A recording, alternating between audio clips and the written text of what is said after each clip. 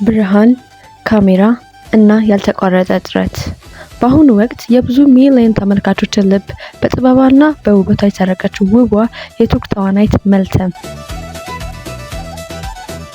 ስኬት በአንድ ጀንበር እንዳልመጣ የህይወቷ ትልቅ ማሳያ ነው። ዛሬ የዚችን ድንቅ ኮከብ ያልተሰሙ ሚስጥሮችና የስኬት ጉዞ ይዘንላችሁ ቀርበናል። ታዲያ ቪዲዮን ላይክ አድርገን እንጀምራለን።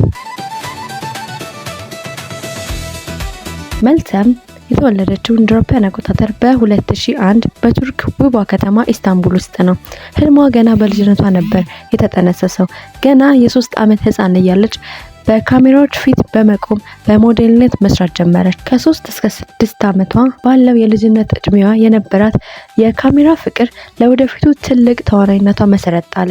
ያቺ ትንሽ ልጅ ካሜራዎችን አትፈራም ነበር። ይልቁንም ካሜራዎች የሷ ተፈጥሯዊ መኖሪያ ይመስሉ ነበር።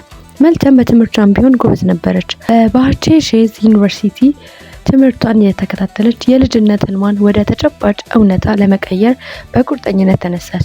ትወና ለእርሷ ስራ ብቻ ሳይሆን የነፍሷ ጥሪ ነበር። የመልተም ጥረት በጥቂት ዓመታት ውስጥ ፍሬ ማፍራት ጀመረ። የትወና መንገዷ በጥቂት ዓመታት ውስጥ በፈጣን ሁኔታ ያደገ ነበር። በ2021 የመጀመሪያ ድራማ ነበር ስንኩል ህይወት።